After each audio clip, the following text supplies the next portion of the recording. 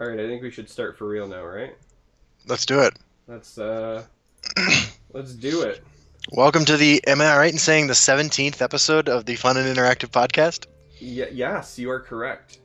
Very nice. Which is a good episode because 17 is a prime number, and I have an unusual, weird fondness for prime numbers. Well, as I understand it, only a prime can reunite the Allspark and save the Transformers or blah, blah, blah, blah, blah. I mean, there is that. I kind of like that prime numbers in my mind are strong numbers because they're only divisible by one in themselves, you know? So it's like, you know, you can't break them apart, man. Good times. You can't Yoko Ono a prime number. You know, the more I learn about what John Lennon was actually like in person, the more, like, disappointed I am. Oh, yeah, yeah. I mean, they're all kind of hilarious for different reasons, but... It'd be like discovering that, like, well, Martin Luther King's actually a bad example. Well, you know what I'm saying, though, right? Like I'm trying to think... discovering Malcolm X. Oh, wait. Right? Or that Luke Skywalker... Oh, shit. Gandhi? Be like discovering Gandhi ran Fight Club?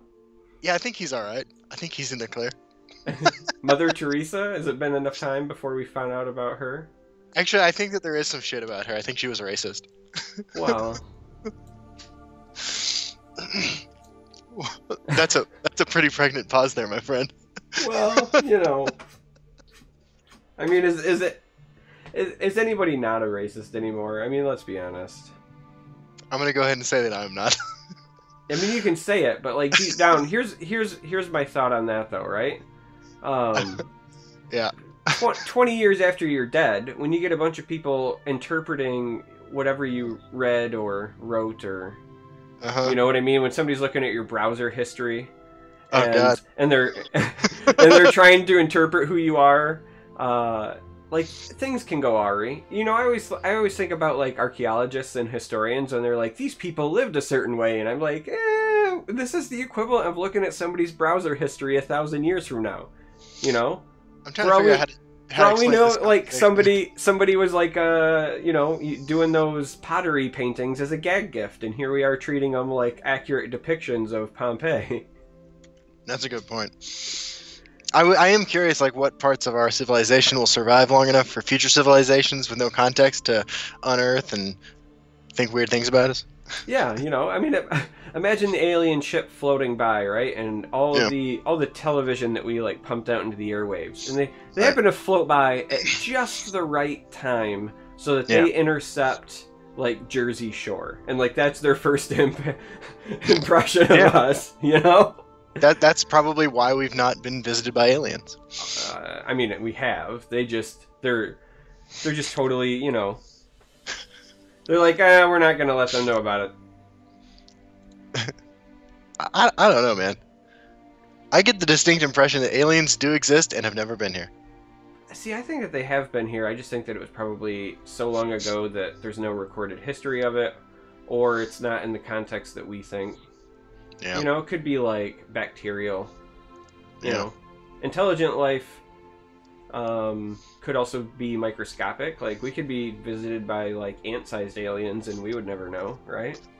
That's true. I think that Hollywood and you know science fiction and everything else has us thinking that like they're gonna be humanoid and kind of look like us, and for all we know, they're like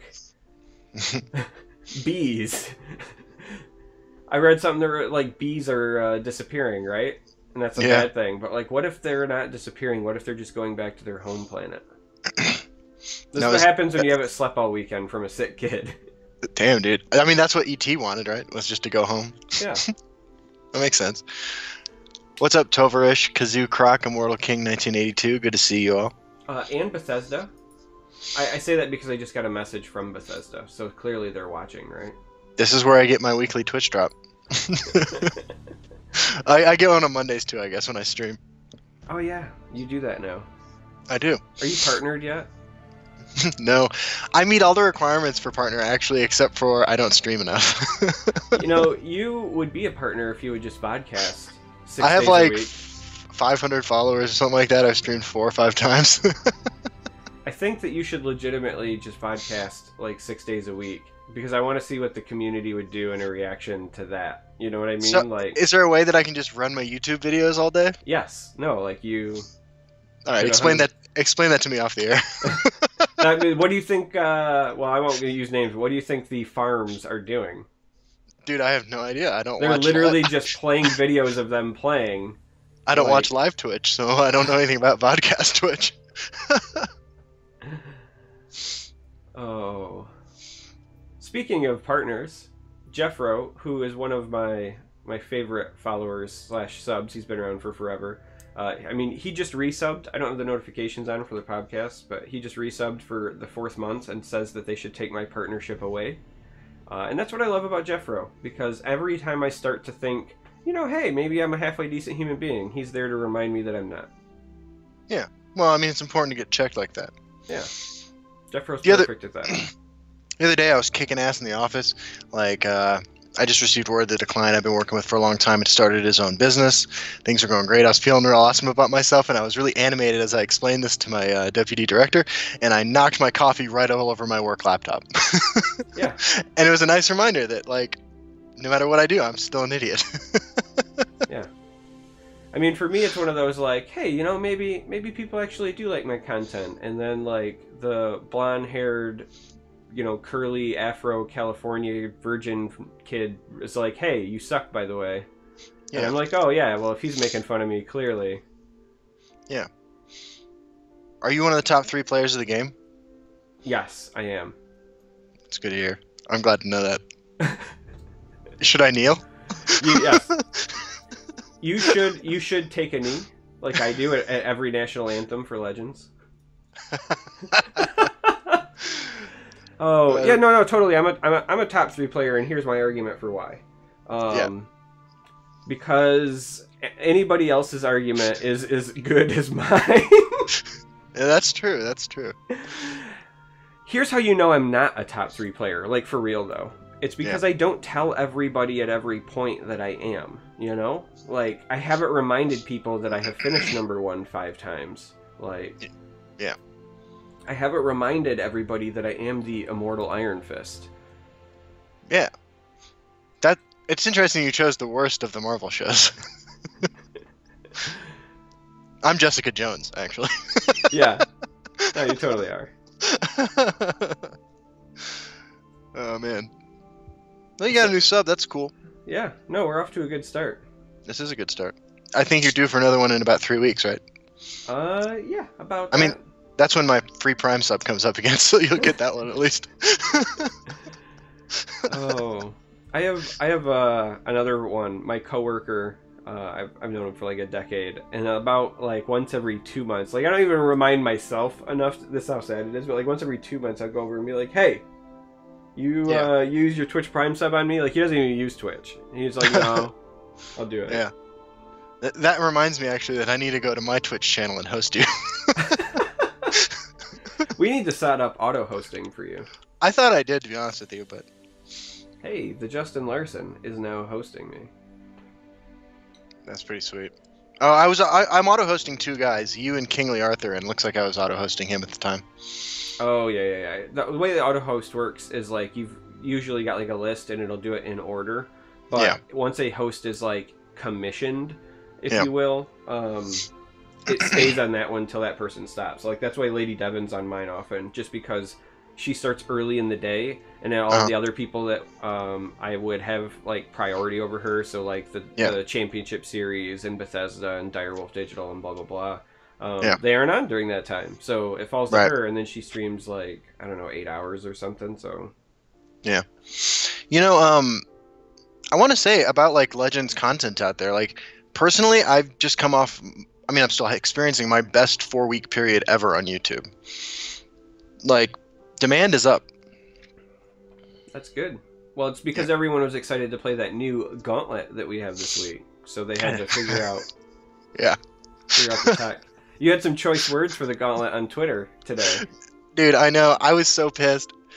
I built an anti-aggro mono purple deck full of guards, drain, prophecies, and I proceeded to play nothing but mono red. It was awful. I did not have a good time. But, I lost a lot. But now let me play devil's advocate because we Yeah. all need that check, right? Absolutely. If you built a deck that was supposed to be anti-aggro and all you found was aggro, and you still weren't winning. No, look, it's a testimony to my poor decision-making skills and the fact that like I was so concerned about like not losing that I didn't find a way to win. And plus, I think, to be fair, like the aggro package that deck is running is stronger than the anti-aggro package you can run in that color. So yeah. No, I would 100% believe that. I have only played 4 games so far because I've been swamped the last 2 days, but yeah, I'm currently 3-1 with mono agility control. 2 days ago, I had kind of previewed the list I was planning on running on stream, and it's going exactly like I thought it would.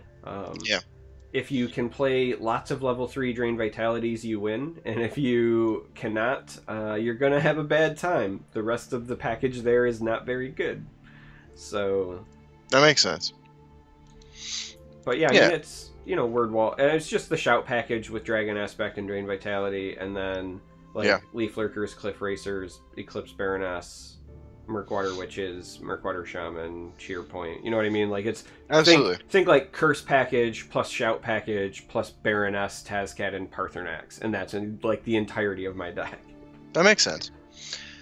I was a little, like, personally, like, I felt dumb, I guess I should say, because I had taken, like, a worse... I mean... I would argue a worse version, less tuned to the meta version of this deck, the mono purple deck, into a regular gauntlet a couple months back and gotten 8 wins. So I was just shocked, I guess. And the fact that there was no variation in my matchups was kind of heartbreaking. I know that people aren't all playing mono red, but that was my experience, and it was just not fun. Yeah. Uh-oh, I got an echo for a brief moment there. Yeah, I mean, it sucks when you play against the same thing over and over again, especially if you're not doing well against it. Yeah, I mean, I went 3-3, but like it was still just not fun. Even the wins weren't fun. Right? Yeah, like when you scrape by. I liken it to, queuing up with support mage before the nerfs or whatever, and then running into ramp scout like 6 times. And even if you like split that 3-3, like that feels miserable when you're playing support mage. That's a really good example because like I have a positive win rate against pre nerfs. I had a positive win rate against Scout with support mage, but like it was just such a grind, and like every little decision you made was so impactful that like I just really did not enjoy those games. I just wanted to queue into Prophecy Battle Mage with that deck. Right. No, that's totally what you want to crush. Yeah. Yeah. I don't know where I'm at because I haven't had a chance to sign in today, but I made a pretty incredible climb the other night. Still playing primarily mid-range decks. Where were you when you got off? I went from like 1,080 something to 256. Nice. In like about 4.5, 5 hours ish. Nice. Playing just mid-range. I was playing Assassin. I was playing Orcs. I was playing, Worm King Sorcerer. Cool. I'm rank 3. I think I spent an hour and a half climbing this season, both times on stream. You have 2 ranks to go to get 3 copies of the amazing new monthly card. I actually think it is pretty exciting. I think this card is pretty cool. I like when they support archetypes that could use a nudge, and I like cards that encourage people to play different things, and I think this card does both. Yeah, I'm excited, and I'm kind of dying to play Assassin Control. Yeah. Assassin Control's a deck that I've had fun with off and on for a long time now. I think this will just be another cool tool for it. It was the first deck that I homebrewed my way to Legend. So the very first month of open beta, I just played Spellsword tokens because everybody did when you were on a budget that first month. Absolutely. So I did that the first month, and then I was like, all right, I've done that, so like now I want to build something just for me. And it was Assassin Control, and I took that to Legend. It was also the first deck I built post Skyrim, actually. I played Assassin Dragon Control, so I was running The lookouts to gain health and cheer Yep. points and ice storms and Yeah. There was a time when that was a strong deck. I think it's still playable. But I played some of that too.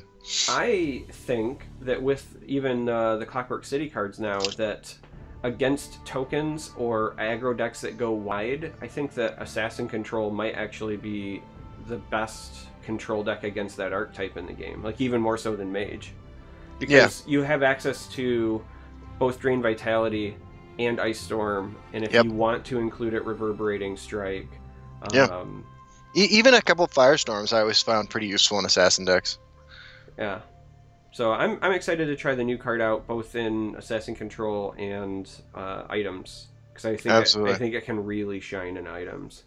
I agree. I mean, like, it's a card that requires you to think a little bit more than Firebolt, but it does so much more. I think is the best way to put it. Yeah, I keep laughing at all every time I read the words "it's just a 3-cost Firebolt," I immediately like mentally judge that person as unimaginative. Yeah. Like, and I know that sounds super harsh, but like that's the truth, because if it was just a 3-cost Firebolt, then why does it have all these other, like, words on the card? Right. No, I like the card. I'm excited to play it, and it'll be going in the first deck I play come the new season. What do you think you're going to play, items or control? Just out of curiosity. Oh man, I'm going full Rothgar, dude. Like, I'm putting in Necron Masterminds and like going more on with it. No, to be honest with you, I'm gonna play control, but I'm gonna run Speaker Tyrannus, because that's my dream in life, is to trigger that guy. All right, fair. Yeah, I'm probably going to stick it in control first. I think that items is going to end up being the best archetype that uses the card. But because of that, I think that's why I want to start with control. Because I think that items is just the safer bet for the card. It's one of those things where, like, for 2 months in a row now, like, the reaction to the monthly reward card has just been, like, so ridiculous, frankly. Like, I've been super disappointed by people's knee-jerk reactions to things. I mean, people are coming around on Worm King's Agent. The latest argument I've seen is that it's a reactive card, and that makes it worse than Bone Colossus.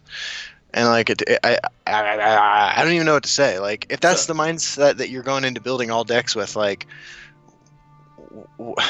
so does that mean we shouldn't run Leaf Lurker because it's reactive? Right. Or Shearpoint Dragon because it's reactive? Right. Like that kind of kills me inside too, right? Like, yeah. The reverse is also true though. I had somebody in my chat give a new nickname to Bone Daddy that I absolutely loved, because it was incredibly relevant, actually. And that was Hand Daddy. They said more often than not, what happens is Bone Colossus gets stuck in your hand because you're not in a good spot to play it. Like, that's in true. theory, it's great. You get to flood a lane and get all this pressure, but like, at what point? Right. At what point are you going to do that and bail yourself out of something? You're not. So then you either have to be ahead, but you have to be ahead and have space for the Bone Daddy to be a relevant play. Yeah. I don't know if you've seen this, but Bone Colossus's art got a small change in the last patch. He now has a small sign on his shirt that says, "Dear Unstoppable Rage player, please kill me when I am summoned." Yeah.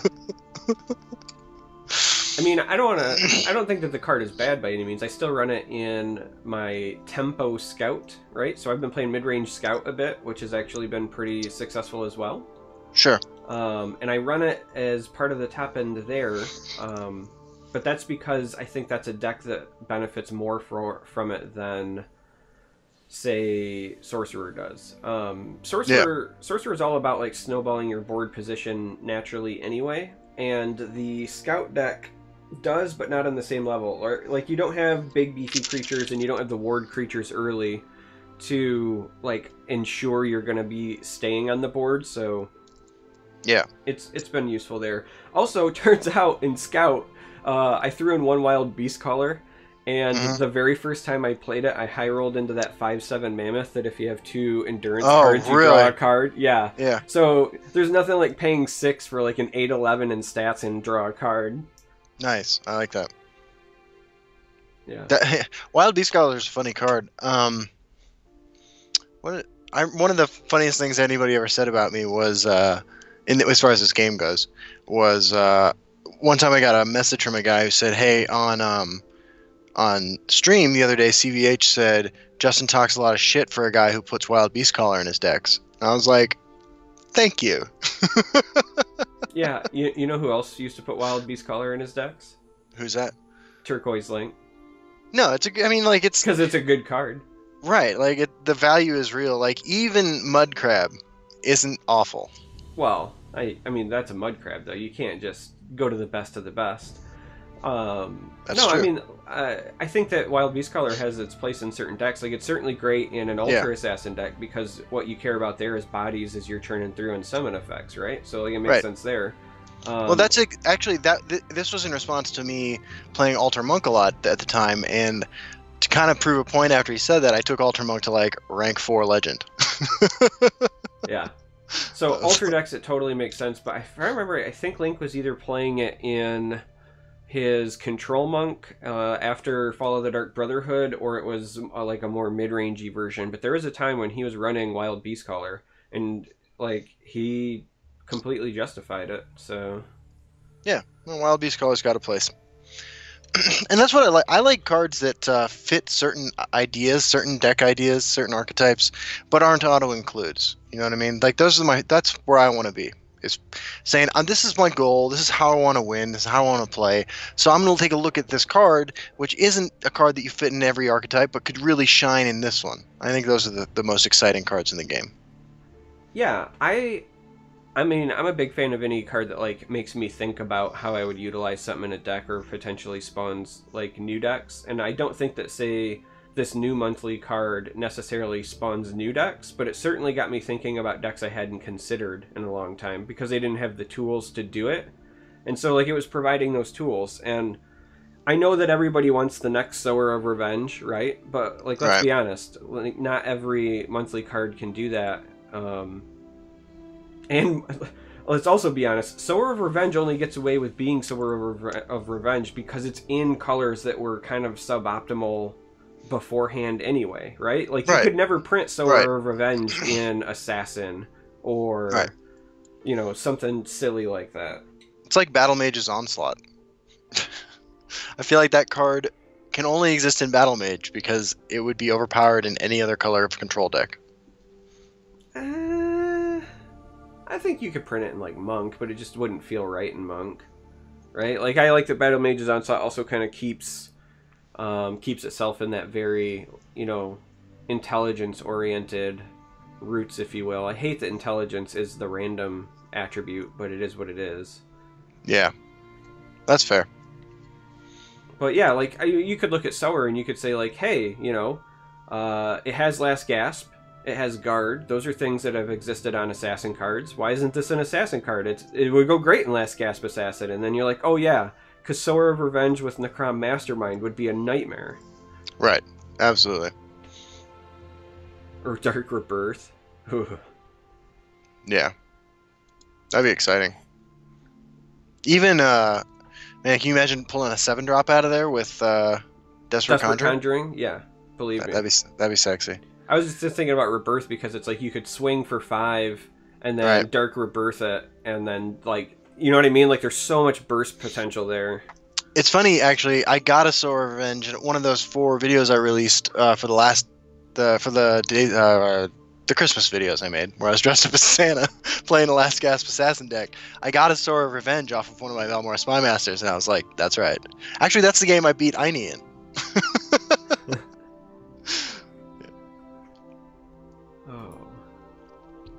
Yeah, Love Cat. I've tried Battle Mage Onslaught in a lot of decks, and all I end up doing is having 10 cards in my hand when I die.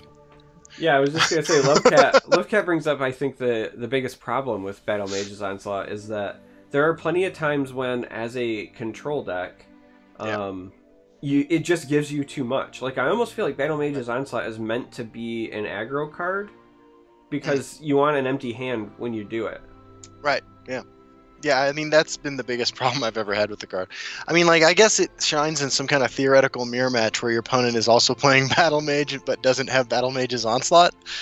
But, I don't know. Other than the Creatureless Challenge, it's never really done much for me. Yeah.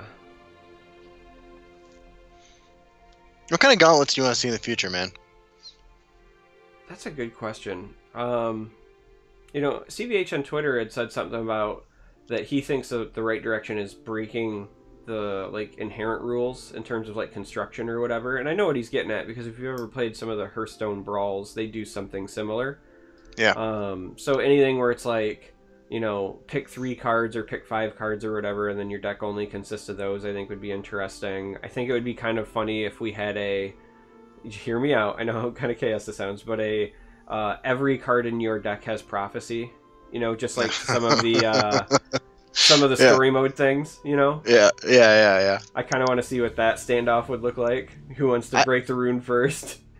Day one, your deck is all 1 card. Day 1 meta, Lightning Bolt. Day 2 meta, Ransack, right? Actually, I was gonna say we did. There was some theory crafting where if it was all 1 card, people were talking on Reddit a while ago, and it turned out Lightning Bolt wasn't the right answer because you couldn't race fast enough. Oh yeah. If I remember right, I think Relentless Raiders beat it every time or something like that. That's exciting. Yeah, no, I wouldn't suggest 1 card. I mean, it would have to be something like minimum of 3, probably closer to 5 to work in a game like Legends. But I do like the idea of you build a constructed deck, but every card in your deck has prophecy.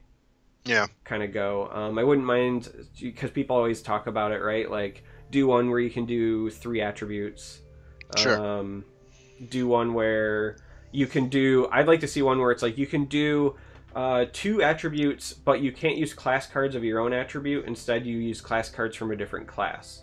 So you play Assassin, but you only get Warrior class cards. Or you play Mage, but you only get, Monk class cards or whatever, right? I think that would be an interesting bend of the rules. Support Mage with Scouts Report, Thorn Hist Mage, Red Brahmin. Right, yeah, something like that. Yeah. So I think that could be an interesting one, because that one's not the pool of class cards is small enough that you're not making it so complex that you might scare some people away, I think that might be just enough of a... That makes sense. Or I don't know, man. Creatureless Challenge, obviously, I think would be fun, but I think you have to delete Flesh Sculpture. Ray Barker asked me about Creatureless Challenge, and I explained that the only banned card is Flesh Sculpture. Yeah, it was so bad. It was pretty funny. But yeah, I mean, I think that there's still plenty of ways you could bend deck building rules to make something interesting. You could have a poke fun at Hearthstone one where you're okay, it's you get a 30 card deck.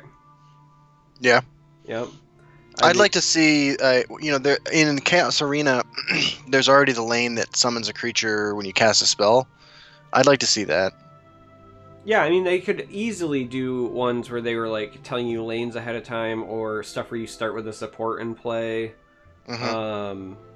or here's another one. Give us a hero power. Oh, that'd be funny. I would like to see one where you've got a support that's a Desperate Conjuring style support. Okay. Right? But make it make it be 1 instead of 2 or whatever, just because you don't want it to get 2 bananas too fast. But we could start with an Altar of Despair and play, maybe. Yeah, start with Altar. That could be fun as well. Yeah, anything to just kind of break your rules a little bit, I think would be a good way to take it. Yeah, I agree. That's nice. I really wish I had played your green control list. That sounds like a lot more fun than the experience I had. And it sounds different enough that I would have not hated myself. Well, you still have 2 runs, right? I mean, you could do something for fun. I do. Yeah, I might have spoken a little too quickly when I... Well, I mean, you're in the heat of the moment, man. I'm not going to hold it against you. Yeah, I was pretty upset. I was definitely pretty upset. I get my hopes up for some of these events, these gauntlets, and forget that we're not all playing the game so that we can do goofball shit. Some of us really are concerned about winning. You do have to set that expectation sometimes, Justin. It's really easy for me to forget that. I try to ride like a fine line, you know? Like, I'm playing a deck that clearly can win, but I also, you know, just by my deck choice, very clearly am going with a non-traditional deck. I think I said it on Twitter, but I'll say it here. I truly think that Willpower is the best of the bunch, just because of the tools available. Like, if I was sitting down and somebody said, like, all right, build the best thing for this that you could, like mono Willpower tokens that also takes advantage of, like, Dawnstar Healer. Because, let's be honest, like, Cloudress Illusionist is the best privacy card in the game. Dawnstar Healer helps you stabilize. Imprison's still good. Pit Lion's great. You get all the token stuff. Yes, I agree. Yeah, I expected to see Willpower and Strength, and only ended up seeing Strength, but yeah. I mean, I think Strength is good too. I just think that because of the quality of Prophecies and then cards like Dawnstar Healer and Phalanx Exemplar, that's the other big one. I think that definitely heavily favors Willpower. But I agree. It's good times. You know, I was thinking today about the future of Legends, and I'm like, we have to be like, maybe I'm being naive here, but I feel like we're maybe a few months away from new cards. I really believe it, and I think so because, like, you look at, like, you know, their announced plans were, you know, 4 months maybe between card sets, card additions, and you know, some internal stuff delayed Clockwork City for whatever reason for an extra couple months. Clockwork City's been out for a month now. As of today, I think it's been out for exactly a month, and you know, we could have a little springtime surprise. Yeah. I mean, if you're following last year's, like, pacing, you know, we got the Madhouse collection was in December, but we were also still technically in beta at that time. But then we got Follow the Dark Brotherhood in March. So I think that, you know, with us getting, you know, end of November, early December, we got Clockwork City, expecting another one about 3 or 4 months out. So, you know, February, maybe beginning of March is not out of the question, I don't think. I agree. And I'm looking forward to opening up packs of cards. It's been too long. I didn't realize how much I missed that. There's a new Eternal expansion out, and I'm at this point free to play in Eternal. But I play so much Eternal that I have all this crafting material saved up, and I've been enjoying the expansion quite a bit, and I realized how much I just kind of like opening packs of cards. Yeah. Well, did you see the news about Artifact? How they're going to have, like, some, which I thought was interesting, like some quote-unquote, like, esports and pro players preview the game ahead of time? I did see that, and I was pretty excited about the idea of a new card game out there. You know, I've talked a little bit about Artifact. I don't know anything about the company that makes it, but I'm going to give it a shot. You know, like, I make content exclusively for Legends, but, like, I play a lot of Eternal. I was in the Gwent closed beta. I know you were as well. We both tried Hand of the Gods, and both thought it sucked. I was in a stream earlier. And I was talking with Link and Bradford Lee was hanging out, and some others, and we were talking about Hand of the Gods, and Brad was saying how much he liked Hand of the Gods, and I said that I, you know, am not a fan. You know, I gave it a solid go, and I actually really wanted to like it, but it's just not a good game. Yeah. But they kept using, you know, the acronym, right? And it's usually like HOTG, right? Like capital H, O, and then capital T, capital G. Yeah. And, you know, I said something to the effect of, I think that acronym stands for hot garbage. And Brad was just like, damn, Charmer. Absolutely. Damn. But it is pretty bad. I'm not a fan of that. I hope Artifact is good, though. Yeah. I got to give the hot garbage team, like, marketing team, credit. They hyped that game up to a point where like I spent money on those things so that I could get in, start playing, and then like did not enjoy the experience whatsoever. Yeah, that was pretty much me. But I will also give Artifact a go. You know, I already love MOBAs. I know that you have some affection as well. For those of you who don't know, Justin actually really enjoys Heroes of the Storm. Yeah, I do. I do. I'm not terrible. Which is, you know, not on the same level as Dota, which is what Artifact is based off of by any means. If you were a diehard Dota fan, they would probably say that Heroes of the Storm is like writing in crayon. Right. But just the sheer fact that, you know, it's a Valve game, right, and it's going to be a card game, and it'll be new. I'll give it a try. I play everything off stream anyway, so yeah. But what I thought was interesting about the article was that they made it and like seem like they weren't going to have card game players try it. Now maybe they are, because they do kind of leave it open to interpretation, but they almost made it sound like they were going to have a bunch of Dota pros play it first, as opposed to like Hearthstone pros or something, you know? Yeah. I guess like here's my thought on that. I don't care who tests the game because, like, I mean, like, people who now really appreciate Legends, like, we all came from different places, right? Like, most of us played some Hearthstone, but, you know, some of us played Magic. Like, I know CVH came from some Japanese game that I don't understand. You know, like, I think that appealing to a wide audience is way more important than, you know, than just appealing to card-playing players. Yeah, so what I've heard, again, it's all speculative and it's been like tiny leaks, but what I've heard is that it's going to be a card game, but it's still supposed to like mimic the MOBA experience, if you will. So there's going to be like heroes and lanes, right, with like creep minions and stuff.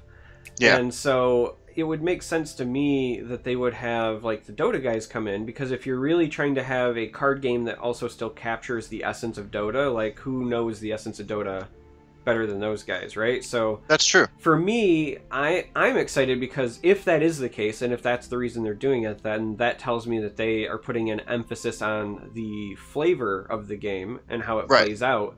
And as my amateur design nerd self, that makes me really excited because that's the exact opposite of what Hot Garbage did. So that's true.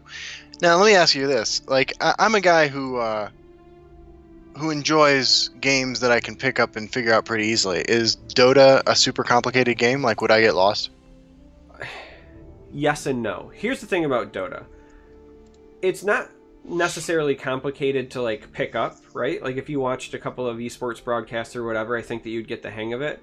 It's just it's very mechanically like taxing. Like a good Dota player is just one of those, it's basically like those, you know, StarCraft players, right? Like they have such good like quality decision making and mechanical skill, and so I think that's kind of what separates it. And that, to me, that kind of is the other reason why I'm partially excited for a game like Artifact, because I love MOBAs, but, you know, I'm an old man now, and my reflexes aren't what they used to be. So if I can combine my love of card games with the play style of the MOBAs that I enjoyed, like, that's right up my alley. So, but yeah, I mean, Dota is, I mean, it's also, like, you've played Heroes of the Storm, so I assume that you're also, like, familiar with League of Legends? Yeah, I mean, like, it's another one that I know about, but I've never played. Yeah, so, like, I would say that League of Legends is more mechanically taxing than Heroes of the Storm, and then I would say that Dota's probably more mechanically taxing than League. Yeah, I mean, there's like a diehard rivalry there. There's a lot of League players that'll say that League is a superior game, a lot of Dota players that'll say Dota's superior. I'm not going to pick a side there, but I will say that just the, like, mechanics of Dota, as somebody who has tried both, I was a better League player than I was a Dota player, and I think it was because of mechanics. So, but I think you could watch it. Like, if you've never seen, I'll tell you what, Justin, if you've never watched like the International, It's like a big tournament that they do, right? Okay. You can find them on YouTube or wherever. I would just say go watch it just for like broadcast quality. Pay attention, because you and I have both talked about like, you know, money draws in the competitive scene, right? Pay attention to the payouts that Dota has, because they're asinine. Are they really? Yes, they are. You know, but the cool thing about their payouts is they're all like funded. So what they do for the international is they'll release things like game skins, like for that you can have in game, and then money from that goes towards the prize pool. So like as they incentivize it by giving you cool like alternate art stuff, and then it also incentivizes the tournament scene. So like Legends could, in theory, kind of learn from that, right? If they wanted to do something.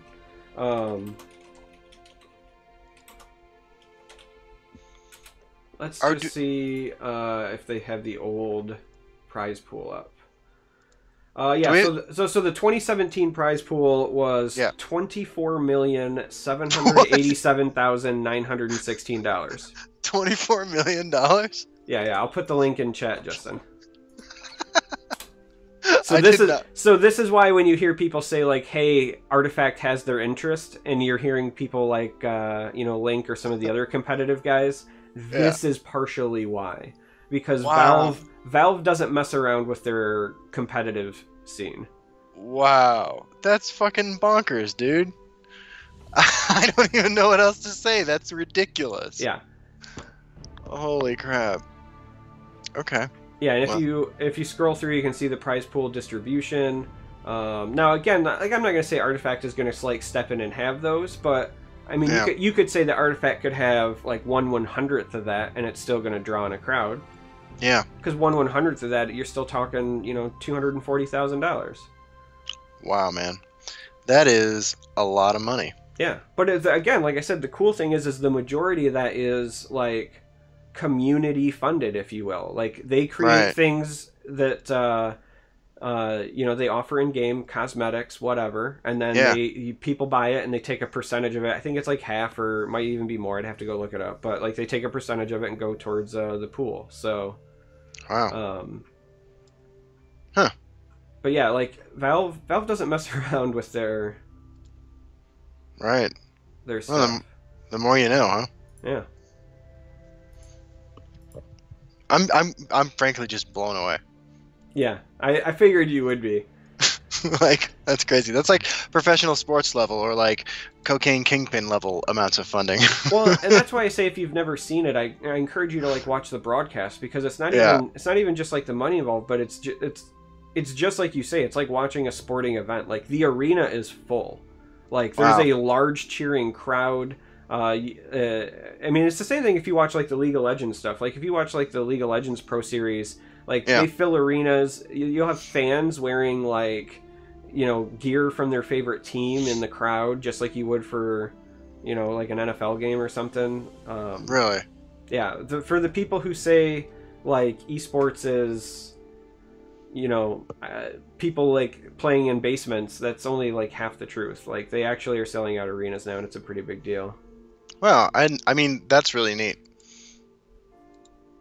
What do you think about, I mean, is it naive or insane to think that, well, I mean, I guess let me put it like this. How does Hearthstone's professional scene compare to Dota's?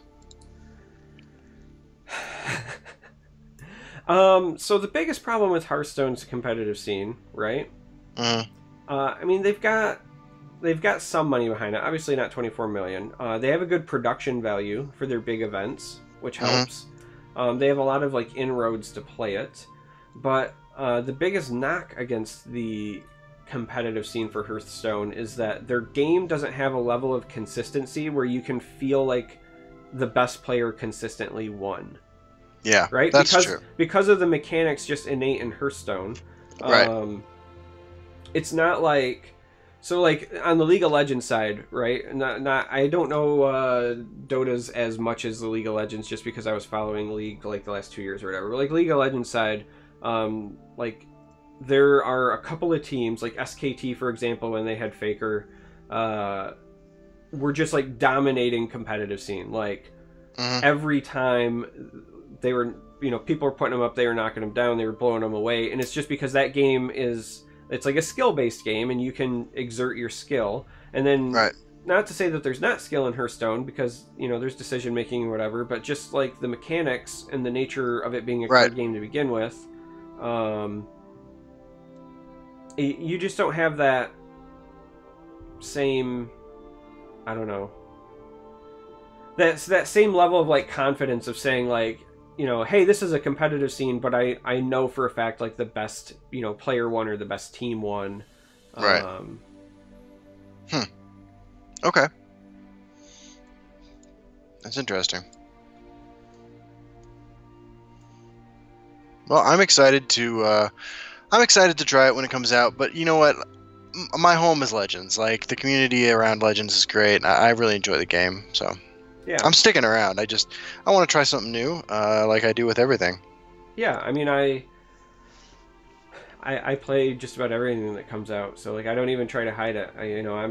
I think that it's really silly when content creators, streamers, or whatever like catch flack for trying new games because the same people that are like, oh my gosh, like CVH is playing Gwent tonight and not Legends. Or probably like they've played like 7 different games that week, like that's a good point. It's one of those, I play shooters, I play RPGs, I play card games, and I certainly try a bunch of them. Right. Did you ever play Clank? I have not yet played Clank. It's really expensive in my area, and I was going to pick it up on Amazon when they had the sale, but then I missed the window, so now I'm just waiting for a sale again. Okay. It's definitely a good time. Makes me wish I had more friends. Yeah, more local friends. Right. Speaking of which, what's that convention that we've been talking about? QuakeCon? Is that the one? I don't know. The one that Pete said that he'd try to get us to? Oh, yeah. QuakeCon is one I think he said. All right. We need to remember that so we can make sure that we, keep bringing it up. Right? But you know what? Like, it's honestly, it's little things like that that make me, like, sort of... I just, like, bored with the doomsayers for this game, right? Like they have plans for this game going out, like I think when he said that, like the next QuakeCon was like 10 months away. You know what I mean? Like the game's not going anywhere, right? Yeah. I look at Elder Scrolls Online, right? A game that I still enjoy playing every now and then. That's a game that's been around for 5 or 6 years that has only like continued to grow, like in spite of despite like the trend of most games to decrease in population and popularity as time goes on. I mean, even Skyrim is probably in the hands of more people today than it was a year ago, just because it's been re-released for like the 9th time. Oh. There's a plan, right? Like, have you seen the new Battlestar Galactica? I have not. What the fuck? Sorry. I'm a Cylon. I don't watch TV. Fair enough. Never mind. I was going to make a joke, but apparently you're not cool. Listen, Justin, all right? I'm not caught up on popular culture because I did time in prison. I wasn't watching TV or movies, so I don't get your references. I don't even know what to say. I'm being mocked, and I'm yeah. Yeah. No, it was I watched the whole thing when I got out. It was really good, man. I recommend it. Malibu Barbus writes, "Look at Gwent." Yeah, I know, that name is fucking sweet.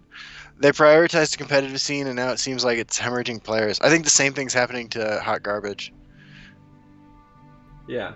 I mean, listen, I think competitive scene is important, but I get accused of being a Bethesda fanboy sometimes or whatever, and I assure you it's not the case. I'm a very mercenary individual with no loyalties. Okay, I don't know about that. I don't know about that, but like I will say, it's hard to argue against what they said when they made their announcement, and just with like some conversations I've had, it's very clear to me that when they do decide to do something competitive, like they want to do it correct. And I think about like little things. I think people don't realize like the hoops that the championship series folks have to jump through just to show both players' hands, right? Like, I think as a viewer, it's easy to take that for granted. Those people worked their ass off just to get something as simple as showing both players' hands during a tournament, you know?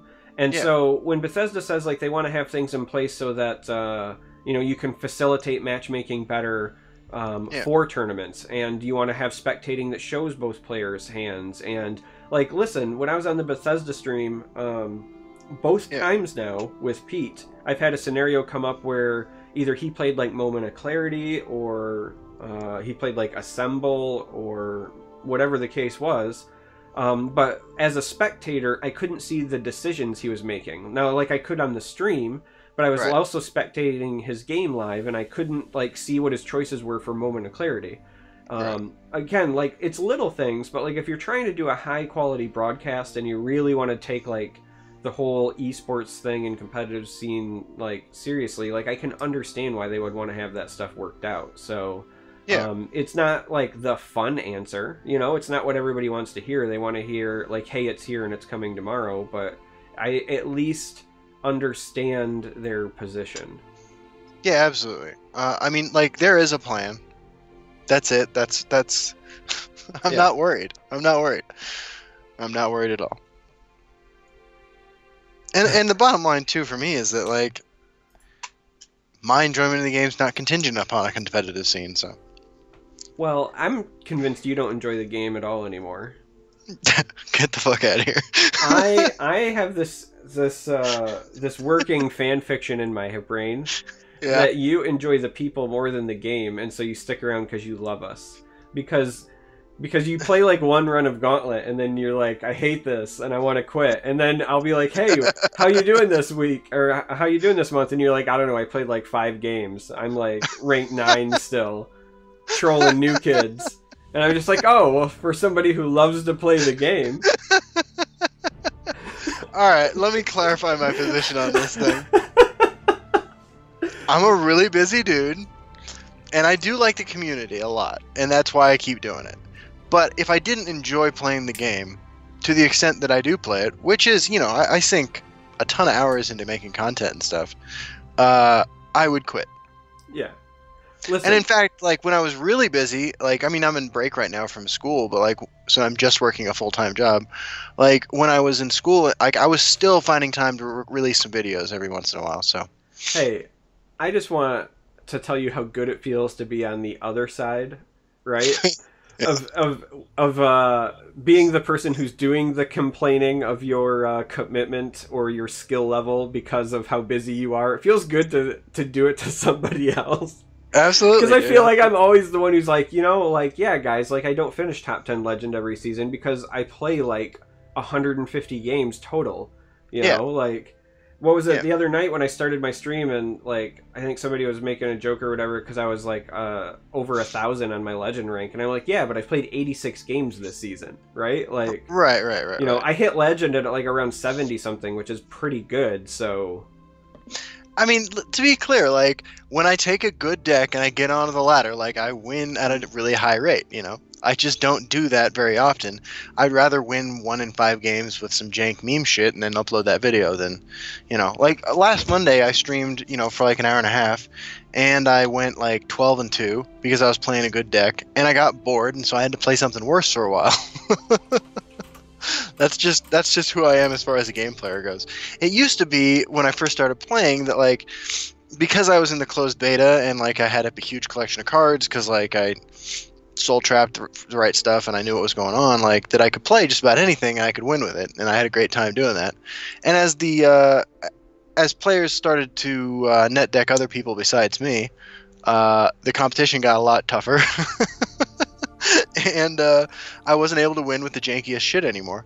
And I also just realized that, like, I was going to burn out in this game entirely if I played it to the point where I was playing it, which is where when I was ending, you know, the season at top 10 Legends and stuff. So I needed to dial it back. I needed to reprioritize how I approached the game, and that was by playing stuff that I thought was interesting instead of stuff that I thought was good necessarily. And that's why I'm still making content this much later and am only occasionally bitching. Because I mean, I'm pretty positive most of the time. Today's an exception with the fucking gauntlet. Oh my god, man! You want to talk about? I don't even think I have the clip anymore because I think it expired or whatever. But I was going through my end of the year stuff on Twitch where they like show you clips and whatever, and I saw everybody showing theirs like because Twitch auto curated like some of your most viewed clips, right? And they're like, hey, here's this cool page you can share with everybody. Actually, I wonder if it's up. Hold on. And I didn't share mine because there was one that was just like pretty bad. I'm excited about this. Hold on, it's not that one.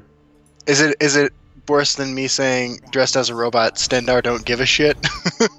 It was if you guys are not. Well, I don't think it's there anymore. Hold on. Ozymandias. Look, I ended up playing against 6 strength mono red decks in a row in the gauntlet, and then went on a.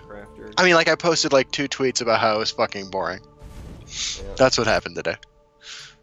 I think it's gone. So basically, it was like me, like legitimately, I say the words like like I'm a pretty positive person, but right now I'm so tired of playing against the exact same fucking decks over and over again.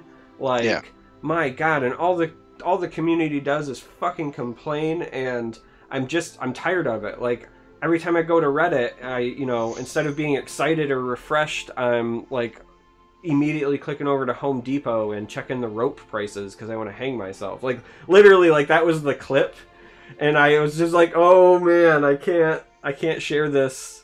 So this is a wash. Like, it was so bad. Like, it was just me.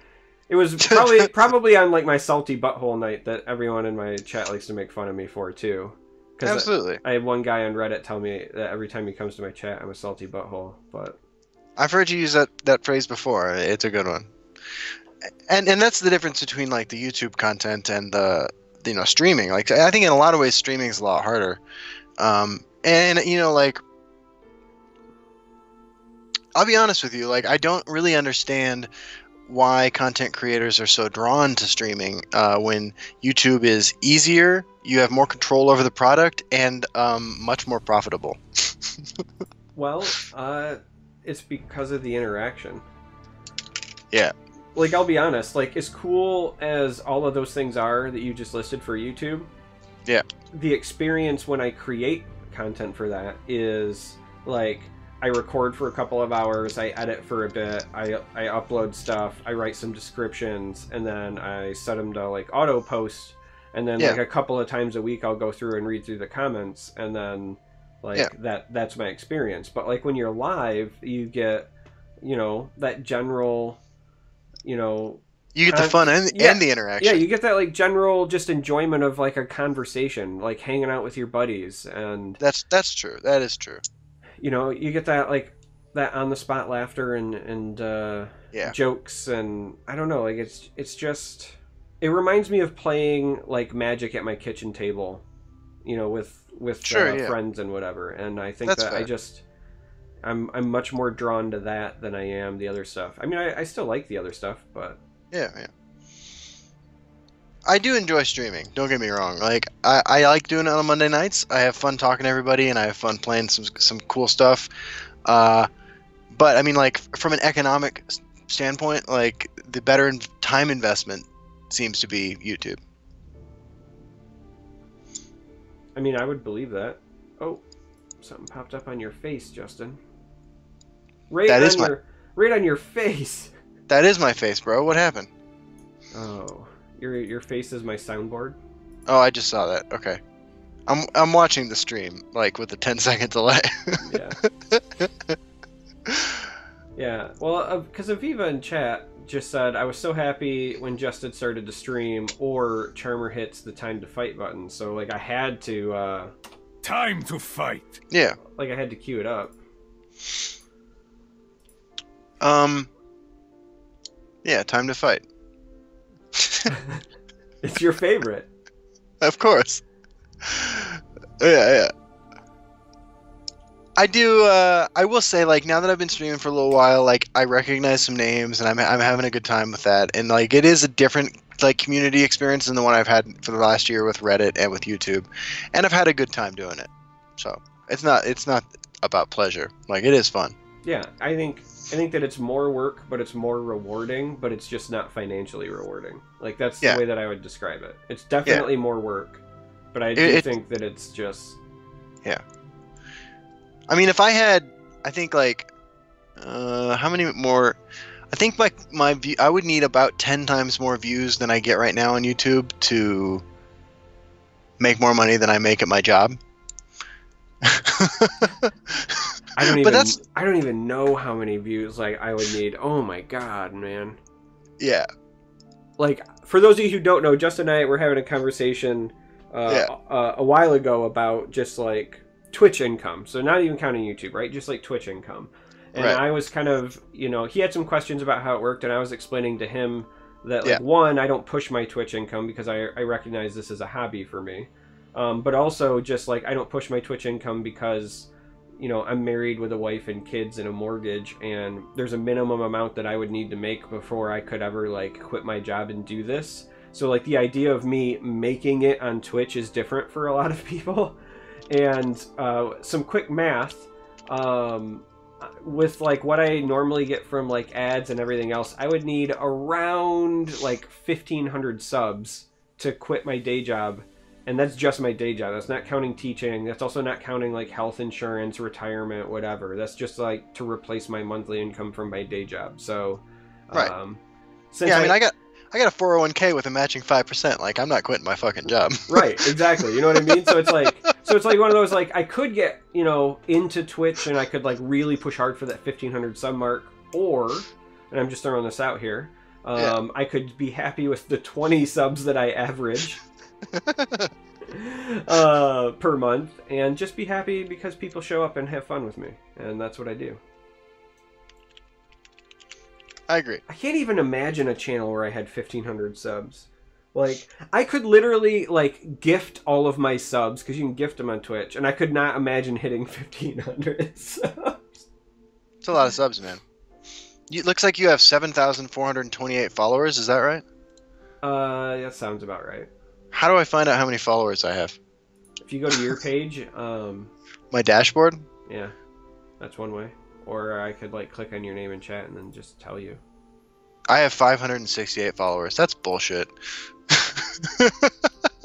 Yeah, but you've streamed, like, 4 times or whatever. Like, that's solid. Yeah, that's true. Oh, 6 times? You have 6 videos now, so it looks like 6 times. Nice. Yeah, 5 consecutive Mondays, except for the Monday I was in California, and then that one a few months ago. Yeah. Good times. Hey, so you want to open it up to some questions? Sure. I mean, Fuckstick is already starting it off, and gods, I love that name. We have some great names in chat tonight. That's what you guys miss out when you listen to the podcast later or you watch it on YouTube. You don't get to see the cool people in chat like Fuckstick and like Malibu Barbus. I know, that name's amazing. Shit. So Fuckstick asked, how many subs was with you before you got partner and we stuck? Honestly, about the same. In fact, I actually think on my partner push, I think I was higher. I think I hit like 31 or 32 because I think people were tossing me their Twitch Prime ones to help with the partner push. But then after the initial push, it settled down, and I'm usually between 20 and 25 in any given moment. But again, like I don't do a lot of the stuff that the more established streamers do to like push it because like I know it's my hobby. The only thing that I want more subs for period is the emote unlocks, because I've got some pretty cool emotes in my opinion, and I have some more ready to go, and those are done by like threshold. So how many more subs do you need for the next one?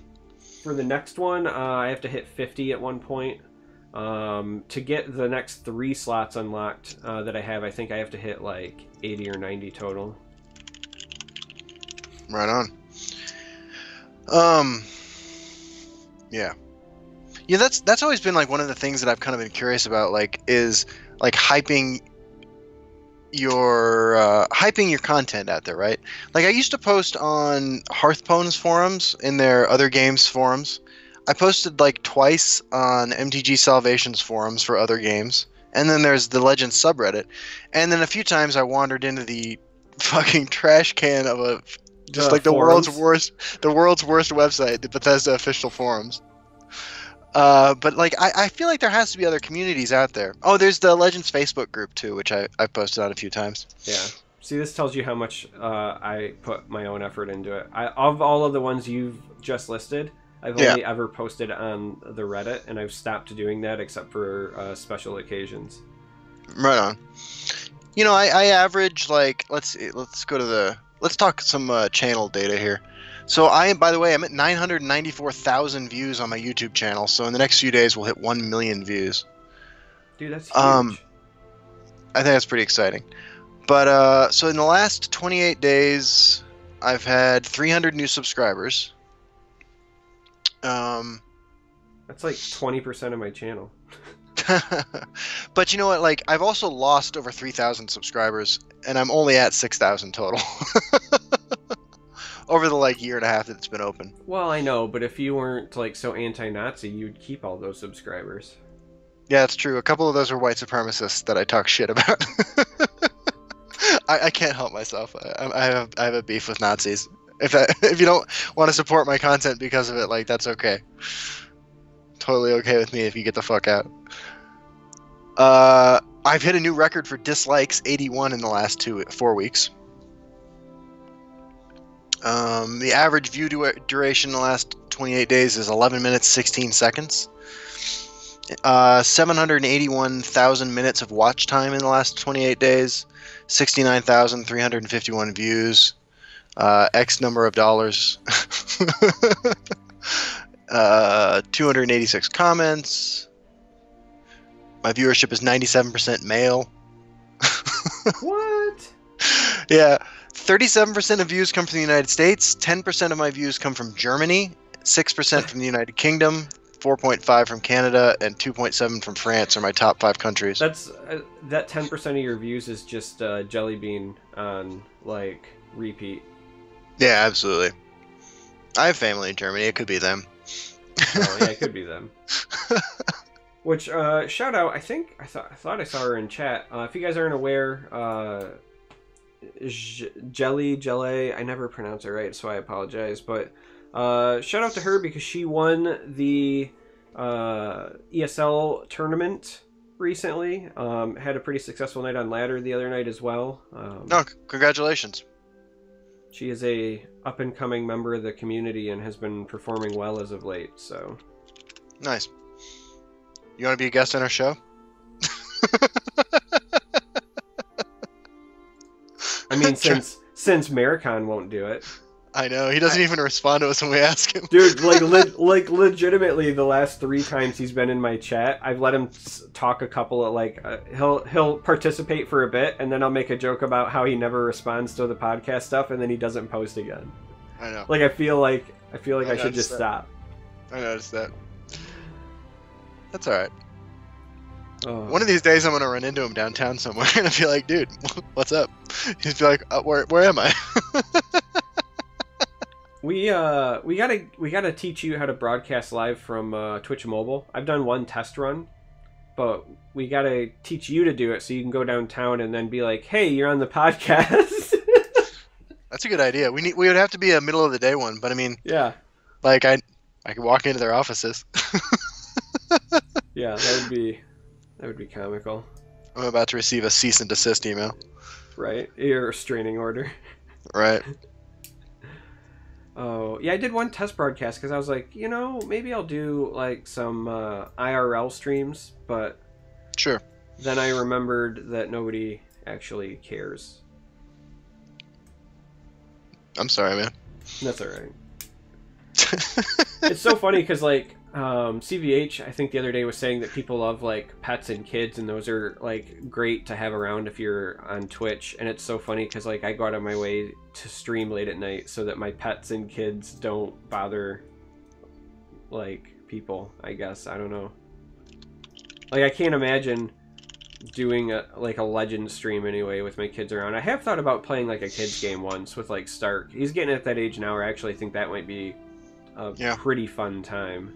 but yeah, that'd be cool. I'm working on teaching my cat how to play Legends.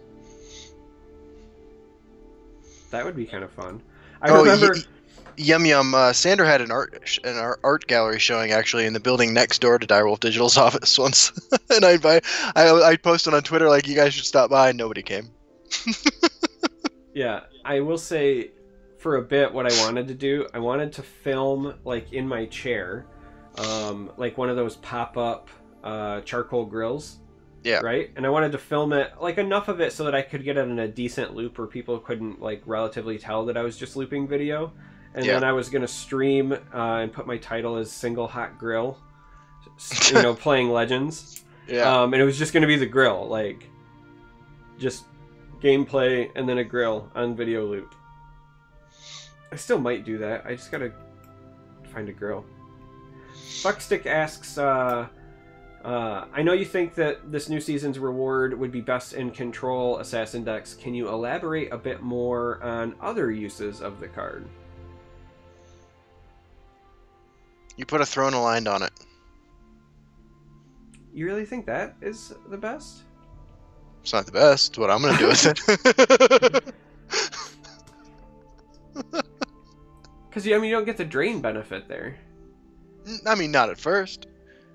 But it'll be a 3/5 with guard. I like it.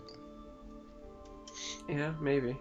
So, like, if I'm looking for other uses, like, the other use, obviously, is, like, Last Gasp decks. I don't think it works best there, necessarily, but it certainly is fine there. It's a good thing to help you continue to set up your Last Gasp combo cards by stalling and controlling the board. It's a great Dark Rebirth target. It's one of those things that, you know, it's not as good as House Kinsman in doing damage to the face. And that's right. I think that's ultimately why I don't think it belongs in Last Gasp. Like, Last Gasp Assassin archetype is usually more mid-rangey.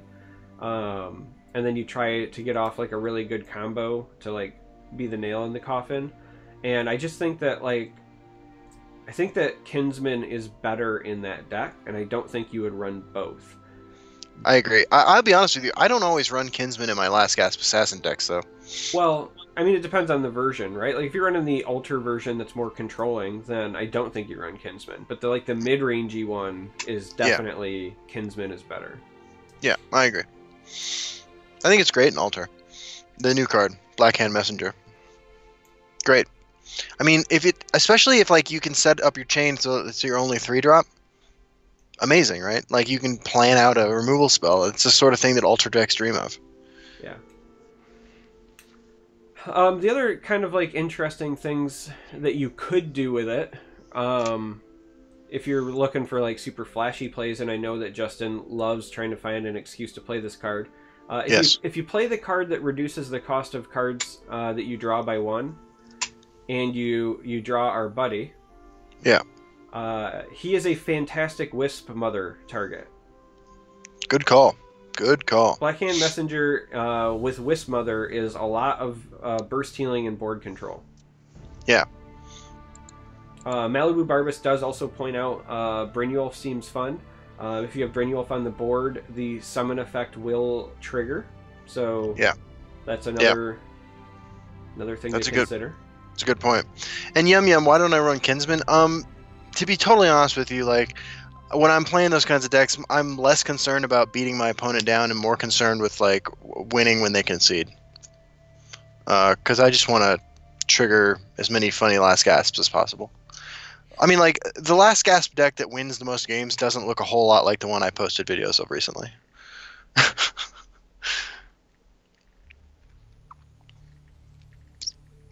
Brynjolf is an underplayed card. It's a good card. Yeah, other fun things that you could do with the card are, you know, all of the other normal sacrifice tricks, right? It's like Desperate Conjuring. You can play it for removal and then jump it up to a 5-drop. Yeah. Potentially. I don't think that's necessarily the best use, but... I think that anytime you can get I feel like Desperate Conjuring, anything that costs less than 4 is kind of a waste. I think 6, you start seeing some serious power, and at 7 and 8 and 9, you get the big stuff. Yeah, I was gonna say for me, I think that it's like 5 cost is the sweet spot. Anything 5 or higher, because once you get to like 7 Magicka, the number of cards are small enough that you can get kind of predictive in what to expect. Yes. And so I think that's part of the appeal. Yeah. But I agree. But yeah, I think that, again, if you can reduce the cost somehow, maybe like Post Journey of Discovery is also cheeky. It's just a really funny card with Wisp Mother. But that's going to be hard to pull off consistently. Yeah, I really feel like control and items. So the reason I really like it in items, if you guys are kind of like wondering where my head's on that, there's 2 different ways you can play Item Assassin. One is the more mid-rangey beats, and then one is like a combo deck. And I really like playing it in the combo deck version, where you're trying to get the guy that makes your items get +1/+1 in your deck, like every turn. The longer he sits on the table, the more likely to pull off like a big OTK is possible. And in decks like that, you're trying to stall. And so this card is great at stalling. You play that guy on like turn 3 to pull off an early threat, gain some health. If they don't respond to the body, you can then throw like Mace of Encumbrance on it, get more drain, also shackle a target. Like the stall value with that card is pretty high, and it just lets you buy time until you either find your big items, find your creatures with charge, whatever it is. So yeah, you know what I'm doing right now? I'm uninstalling Hand of the Gods. That's savage. I realize it's taking up space on my computer. You could smell the hot garbage, and you're like, "What's that smell?" Oh, I gotta. Well, yeah, I don't have time for this. I'm not ashamed to admit I still log in every day to get the daily reward, because in the back of my head I'm like, maybe someday it won't suck, and I'll at least have got daily rewards for it. Wow, it's dedication, man. I know. I did that with Hearthstone for like the first couple months of when I was in closed beta, before I finally realized like I was never going to play that game again. Yeah. Well, so the only reason I hold out hope is because this game is still early enough that they could theoretically turn it around, but also I just really like the IP. I think that's why I hate that game so much, because they took something that I love so much in like Greek myth and Roman myth and Norse and all of that, and then they ruined it, Yeah, no, I agree. I think there's room for some interesting stuff with the mythology stuff, but Fuckstick, are we ever gonna have Schwitty on? I think he'd be a great guest. I really like Schwitty, actually. I'd love to have him on some point. Yeah, I mean, listen, if you guys are like wondering why we don't have more guests on, it's because every guest that's approached us has already been. Right. Yeah, so we've had Pete Hines, we had Frank Lepore, and we had Ray Barker. That's it, right? Yes, because CVH had the conflict. Right. We'll have more. I mean, like, we've talked about a couple people in the past. Like, we've talked about having Beaky on. Actually, we talked to him a couple months ago, and he said he'd love to do it at some point. We just haven't actually made that happen. Yeah. I think we're going to have Ray Barker back sometime. But yeah, Beaky, I think Ian Bits, I think could be a lot of fun. I love Schwitty. I think Nigel would be a cool guest at some point. Maybe that's like a all costume day where we all 3 dress up or something. Who knows? I like that. I definitely want to have Ray back. I think he's going through some shit right now, but I think he messaged us recently and said that he has some ideas for future shows, so that'll probably happen. The truth is too is that, like, for the most part, the planning for this show happens about 10 minutes before every episode starts. Well, I mean, it's been lately because of the holidays. We'll get back into our groove. Like, yeah, that's true. I've been nice and just not been peppering Justin because I know he's busy, but I have like a laundry list of commercials I want to shoot. Yeah, and actually, I don't work again until Tuesday, so I have a little bit of time. My niece is in town, but Sandra's really good with her, and so I can make time. I mean, there's no reason we can't put your niece in the videos. I'm totally gonna have my son in one at some point. I feel like I feel like I don't want to do that. I would just be honest with you. Your family would not be excited about that. Well, look, hold on. Hold on. Let me make sure she's not awake. All right. Here's the thing. My brother's a deadbeat dad and has no custody and doesn't ever see her. The fact that she gets to come on and stay with us sometimes is testimony to the fact that we're responsible adults and have our shit together. I don't want to push my luck because, like, I have no legal right to see her, you know what I mean? Like, she just lets her hang out with us because, like, we're the only family that talks to her. So, I just don't want to fuck it up. Yeah, no, that's fair. I'm gonna put my son, like, I plan on streaming with him at some point, and I'm going to put him in more videos. I've put a couple up on, like, YouTube just as, like, hey, here was a family outing in case anybody cared, but he's at the age now where he's saying really funny stuff and he doesn't even understand it.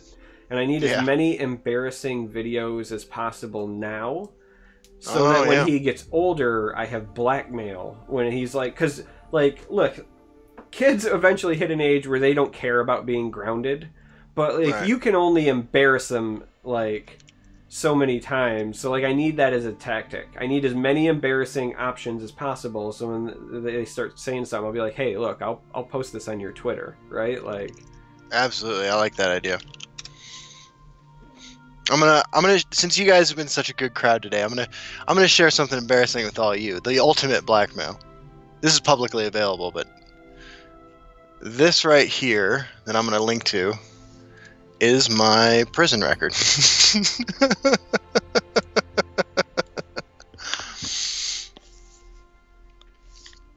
Oh man, they actually have that so you can pull it up, huh? Oh yeah. It's been a long time, man. Oh man, your middle name is Lee? That's the most embarrassing part. I know, right? I was set up for white trash from the start. Wait, and I'm older than you? I didn't know I was older than you. Oh, gods.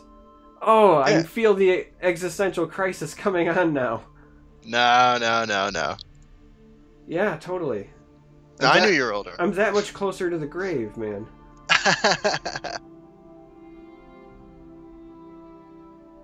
Oh, man. Yeah, your middle name is Lee, huh? It is, yeah. It's a family name. It's a family name? Yeah, absolutely. It's my uncle's name, my granddad's name. Like Robert Lee? Like Robert E. Lee? Is that a part of your family? No, we were not in this country. Is this why you have so many viewers that are upset with you? We were not in this country at that time. Are you going against your kin? How dare you? Hey, I'm just saying, that prison record looks like you got a bit of rebel in you. Yeah. Insubordination, disrespect. I told an officer to go fuck himself.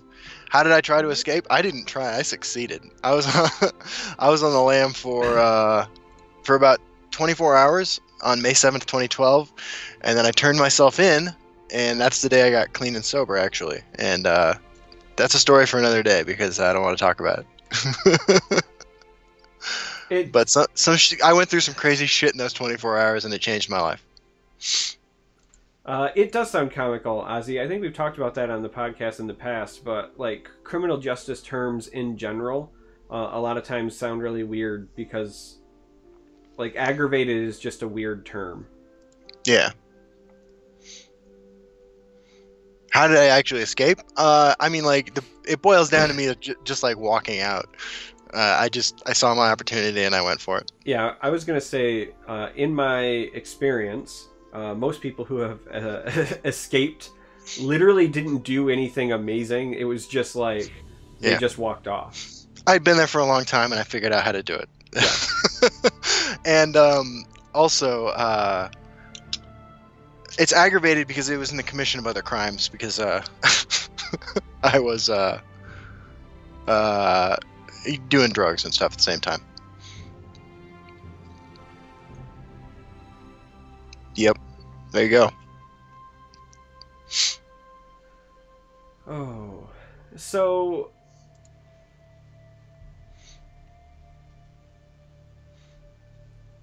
FTP, free to play. Yeah, I was in my head. I was like, that. Why does that sound free to play to me? Yeah. You know. What kind of drugs? I was a heroin addict for about 15 years. Yes, Immortal King. There is no cool Shawshank Redemption tunneling. In fact, in my experience, it's more often like, hey, I'm on work release, and they're not looking at me right now. Like... Yeah, that's what a lot of guys get escape charges for, yeah.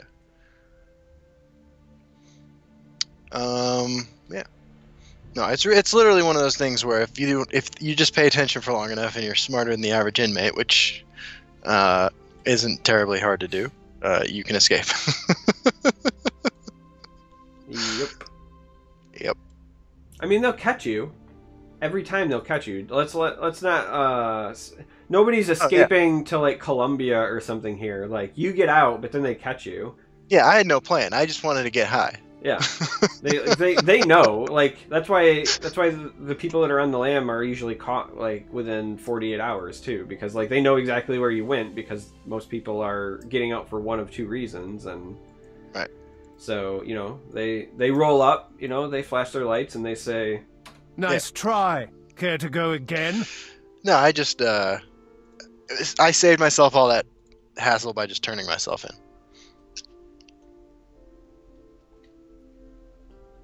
Good times. And it worked out because my sentence was dramatically reduced because of that. I was originally sentenced to 9 years, and successfully completing their drug treatment program and turning myself in reduced my sentence by a lot. Yeah. Yeah. I unfortunately I got life. But that's what happens when you get married. Oh shit. I'm getting married in 5 months, man. I know. It's so exciting. It is exciting. I'm happy. It's going to be right by my birthday. Yeah. That's what I'm giving you for your birthday. It's my wedding. Do we have any elusive memer card for Justin? Oh, you're from KCMO? Right on, man. I used to live off like Prospect and Ward Parkway. Not Ward Parkway. What's the highway that runs through there? Prospect runs into a highway.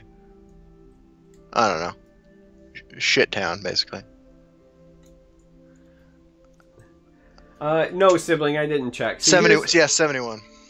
Here's the thing, like, I don't have to check when I say things like that because I don't say anything that I wouldn't say to my wife's face. Like, that's the rule. Yeah. Well, I got out in November, or I'm sorry, in August of 2014, and started college the next week. Started working, and got released from parole after I started the YouTube channel in 2016. I think, yeah. Yeah, August of 2016, I got off parole. So, I have some questions for Justin on this fun and interactive podcast. When are we going to hear about those awesome tats on the guns, bro? Oh, I got a bunch of tattoos, man. So right here I have a crescent moon. Here I have an infinity symbol. On my forearm I have a looks like a lotus flower. Yeah, I have a lotus and an unalome, which is representative of the Buddhist path of enlightenment. And then I have a hydrogen atom on my chest. I have some more on my stomach, and then I have a tattoo on my back. I can't take my shirt off though on stream, can I? Yeah, I don't think you're supposed to. Okay, I have a huge cat on my back, actually. You have a Khajiit on the back? I do. Wow. Why the hydrogen atom? That's a good question. So, the practical answer is that I hustled poker when I was in prison, and there was this guy who was a degenerate gambler but a great tattoo artist, and he never had any money, but he always owed me money. So I had him pay me by trade. So he did me a bunch of tattoos, and hydrogen atom was one where he's like, yeah, I can do anything, man, I can do anything. And he's like, just don't make me do like a perfect circle. And I was like, I bet it would be funny if I asked him to do a perfect circle. So I was trying to figure out why I would need a perfect circle tattooed on me, and I was thinking about unity and oneness, and this idea that we're all very simple. We're all built from the same stuff. That we're all part of the same stardust type of thing. And I thought a hydrogen atom conveyed that message, and so I asked him to give me that. So, not helium? Like, helium's a noble gas. It's got balance, right? No, I didn't put that much thought into it. I just thought that maybe the hydrogen was because, like, you know, you're a bomb waiting to go off. You're explosive. No. No? I'm very peaceful now. Oh, well. This one is embarrassed. Where are we from? I'm originally from South Dakota. I grew up in Kansas City, and now I live in Denver. I'm originally from Michigan, and now I'm in Michigan, and I will die in Michigan. Yeah. Meh. Not because I want to, mind you. It's just the nature of things. Yeah, I keep wanting to get tattoos, and then I remember that, like, I don't have the money for it. I like the crescent moon one, though. Oh, thanks, man. Yeah. Yeah, it's good times. I like those ones that do, like, the full lunar cycle. Yeah, I've thought about stuff like that. I mean, I have some ideas for more, but, again, I mean, like, look, I live in a nice house, but I want to move, and, the property value, like, for a variety of complex loan-related reasons, like, and the incredibly skyrocketing price of housing here, like, I have to save almost all of my money to have to consider buying a new house somewhere else in Denver. So I don't spend much money anymore. Yeah. I mean, I'm kind of in the same boat, right? Like, literally the last time I came into any disposable income, I was like, man, maybe I can finally get a tattoo. Like, what I've really wanted for a long time, like, even before the TV show, I've always been a big Game of Thrones fan. Shocker, I know. But what I always wanted was a weirwood tree, like as a big back tattoo. Like I've even got like sample art picked out, and I've been carrying it around with me for like a decade or something silly like that. But like the last time I came into some money, I was like, man, I could finally get that tattoo, or I could pay for my kids' preschool. So right, exactly. You know, it's one of those, like, I just keep doing that, and I don't make enough from the hobby. Like I sometimes have shower thoughts, like maybe I'll get a tattoo and like we'll film it and put it on YouTube or something, and then like that'll give people an incentive to like donate a tattoo to me. But then I'm like, well, why am I getting people to donate a tattoo to me? Then that feels really selfish, and then I don't do those things. But I do have those thoughts. You know, speaking of other content on YouTube, Sander was recently hired by the agency I work at to create and run their YouTube channel, blog, and Twitter accounts, none of which exist at this point. And she got that job on the basis of the work she did on my YouTube channel. Nice. Yeah. So it is paying off ultimately. Very nice. Yeah. I also have a bunch of piercings for those who are curious, but I don't wear anything anymore. So you just have like 5 holes in your penis? That's right. Oh, it's the only way to answer that question. Absolutely. It's the only way. I might be able to find a funny picture of me back when I was using. Dude, I got some funny pictures of me when I wasn't using, but if you saw it, you'd be like, this man was using. See if I can find young, dumb Justin. Since, like, we've totally gone off the rails today. Hey, I mean, this is our last show before the new year, so we had to know this was going to happen, right? That's true. Okay. Alright, I got a couple. Okay. I'm gonna have to tweet these out, so I'll link them in chat then.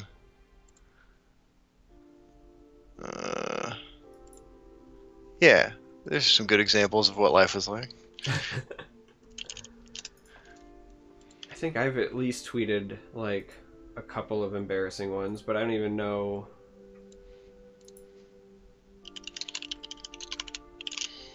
Like, I don't even know how far back I would have to go to find them. Like, it's been a bit. Yeah, these are all about 10 years older, so. Okay. Well, I think my biggest problem is I can't even, like, scroll through the media I post to Twitter because I have a lot of GIFs. Oh, yeah. Yeah. I can't help myself. So one of these photos is a couple years after the other one. You can tell which one's which. But I like the one where we're drinking because it shows you the difference between a problem drinker and a couple of average dudes. Yeah, you can ask me personal questions. I'll answer almost anything. Almost anything. Almost anything, yeah. The one in the mirror is when I was junked out of shit, and the other one's just me at a bar.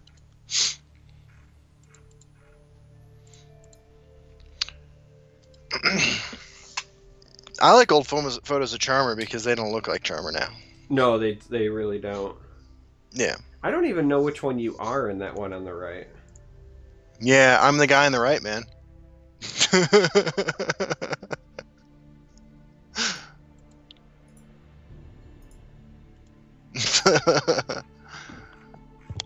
And Kazoo Croc, I'll pass that along. Like, Sandra works really hard at this. She's pretty amazing at it. Yeah, I mean, I got some old photos of me that definitely don't look like me, that's for sure. But then, I'll admit it, like, I didn't get into the trouble that Justin did, but, like, I was a pretty delinquent kid, you know, like, in my teens. I think, like, literally the only reason I don't think that I ended up in, or didn't end up in more trouble than what I did was because my brother got in a lot of trouble. And so he kind of like gave me the heads up on what not to do to get caught. And so like I just did, like I rode the line. Like there were several times where people that like I was with got arrested. But I didn't, you know, because I just kind of knew. So it could have been way, way worse. I hear you. I have a younger brother who I think escaped prison for the same reason. Yeah. Fuckstick writes, I just wanted to know your opinion about the fact that with the opioid epidemic being a big thing right now, everyone's talking treatment and harm reduction, while during the crack epidemic, it was like those, okay, yeah, I'm torn because I don't want anyone to suffer, but I'm kind of like, why is now the discussion you made, not before? Well, because a lot of the attention, I mean, like, you nailed it, right? Like, the crack epidemic was kind of sold to us as a problem in the inner city urban black community, and the opioid epidemic is being sold to us as, like, Bill down the street, you know, in the, both in rural white America and in the suburbs. It's institutional racism, even if it's not, like, intentionally racist. It's, I mean, there's some like silver lining to this, though. I mean, like, we are as a country having a more thoughtful discussion about drugs in general these days as we legalize things like marijuana. But for the most part, like, it's the communities that we are understanding as being affected most by it. It's not even necessarily true that that's the case. Like, all the white people I knew who did heroin also smoked crack. Like, I'll just keep it 100 with you. Like, I smoked crack. But, like, it's more like the perception is, therefore the attention's being paid to it. Plus, we're all using the language of mental health a little bit more intelligently than we were in the 80s. Yeah, I was just getting ready to say, I do think that it's certainly all the things you said. Yeah. I mean, I'm right there with you, right? Like, my brother was a heroin user, but he was also on crack. Yeah. But, like, if you were to say to me, like, imagine your stereotypical, like, crack addict, I would have never described my brother, right? Because of the image that's painted. But I will also say that I think you hit the other nail on the head, even though it was at the tail end of yours, and I think it was just, you know, the height, when you're talking, like, 80s and early 90s, there was just as equally at the time as much a cocaine problem, right? Yeah. That wasn't considered an epidemic either. I think that back then, like, even when we were like starting the quote unquote war on drugs, like nobody really wanted to like win the war on drugs. Like, drugs were just kind of like that acceptable thing, and nobody would have said the words epidemic back then, realistically. Right. Like, it was absolutely. I mean, functionally, like, there's no difference. Like, I mean, I used to rock up coke. Like, it's all the same, you know. I mean, for that matter, like, look, here's my opinion on drugs in general and their legalization. I think that most drugs should be legal. I think people should be educated enough to not use them. And the unfortunate truth is that, like, you grow up in a certain kind of situation and you find yourself thinking, like, that there is no hope for me, right? Beyond, like, the possibility of making money selling drugs. And it's not true, of course, but like it's easy to feel that way when the people you're surrounded by growing up are addicted to drugs, you know. And the people who have the nice shoes, you know, the guys wearing the Jordans are the guys who are pushing crack on the street. So it's pretty straightforward how this happens. You know, these disenfranchised communities coming from, you know, not the best school systems and stuff like that, see this as a way to make money, as a way to change their lives. And the bottom line is that a lot of people who use drugs get addicted. Not everybody, but a lot of people. Yeah. And look, you're not wrong, Fuckstick. Like, you're totally right about like how it's not fair the way that the two situations have been handled. There are problems that we still need to work on as a country, you know, in terms of like who we look at as being deserving of America's concern and sympathy and prayers and blah blah blah, and who we don't. But like, I don't want to take away from the fact that like we are finally having a pretty serious discussion about drug addiction in this country. I mean, not as serious as we could be with a different administration, perhaps, but a more serious discussion than we would have had 35 years ago. So I found it. I went far enough back. Here's a link here's a link to a photo. First, I've posted one that's just old Charmer. Now I'm gonna post one that you look at it and you probably think this is a guy that might have been using. That's true, man. You look good, dude. I wasn't in that second one using, mind you, but I also, my name is not Mike Patterson, despite that's what my name tag says. Very nice. The fun story about that was that's actually me at a Magic event. Right. And I went with my playtest group, but one of my buddies, Mike Patterson, could not make it. So everybody, there were about 10 of us, everybody in our playtest group wore name tags that said, "Hello, my name is Mike Patterson." Nice. And whenever somebody would ask us, like, what's up with the name tags, because clearly there were a bunch of us wearing them, so everybody knew that we weren't Mike Patterson. Yeah. We all had a different story to tell. So, like, mine was that my buddy Mike Patterson was diagnosed with cancer, and we're playing in this tournament for him. And then, like, I had another one that was like, you know, he's been locked up and blah blah blah. And I had another one that was like, he's like overseas. Like, we all had a different story that we would tell, but we all wore name tags that said, "Hello, my name is Mike Patterson." Absolutely. His name was Ronald John. Robert Paulson. His name was Robert Paulson.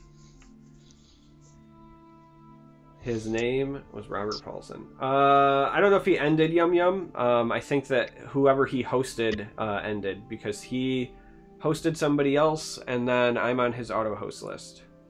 Cool. Bob has bitch tits. Meatloaf. Hell yeah. Well, good times, man. Good times. Yeah, as always. Yeah. Talked about Legends a whole lot tonight. Talked about Legends so much. Well, I mean, you know, it's a gauntlet, right? Yeah. And, yeah. Yep. Here's the thing. So, Chad's talking about Fight Club. Fight Club is probably in my top 5 for films, because it's one of the only times that I can say resoundingly and convincingly that the film was significantly better than the book. I like his books, man. I read a whole bunch of them. I'm not saying that I dislike his books, but I firmly and 100% believe that the film is a better piece of artistic work, and that is so rare. Like, the film just, I think, does so much more for it, and that... That's fair. I think that speaks a lot to the work that was done on it, you know? Yeah. Right on. Hazy, I'm playing Gauntlet and got crushed by Clockwork Dragons. Nice. Thought it was monocolors. I mean, yeah, but you can still use neutral and have it be a monocolored deck, Hazy. I'm playing mono agility control, but I'm running, like, Journey to Sovngarde. I felt so bad. One of the 4 games I played, I won because I played Journey to Sovngarde when I only had 6 creatures in my grave. and then proceeded to draw Astrid and Cliff Racer as my next 2 draws that I had shuffled back in with Journey. 0 cost 9 power charging Cliff Racer is pretty good. Good times. Malibu Barbas wants to know if you have any New Year's traditions. No. What about you? I mean, I'm an adult parent now, so I wait for the kids to go to bed. I usually hang out with my wife when the ball drops, and then other than that, I either veg out or stream. Yeah, that's fair. I mean, we're babysitting my niece, so we will watch the ball drop in New York, tell her it's midnight, and put her to bed. Nice. I forget that you get to do that with those time zones. That's right.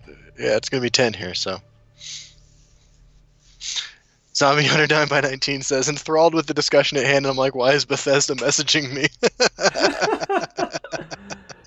That's fair. That's fair. Yeah. Good old Bethesda. Well, I think this was good. I think we should probably wrap it up. Absolutely. This was a good time. And look, if you guys don't follow us on Twitter, you should follow us on Twitter and harass us about things you want us to talk about. Like, whether it's the game or whether it's life in general, like, we'll talk about anything here. So yeah, I have no problem with this becoming a Dear Abby podcast. Like, if you want to know what you should do because your boyfriend won't text you back, like, I will answer that question. When I was writing the Ask Justin column on the Between the Lanes website, like, I was actually encouraging people to ask me about things other than Legends. Yeah. In fact, I got to the point where, like, when somebody would ask me a question about Legends, I would, like, answer in haiku and shit. I don't know if you guys ever read that, but...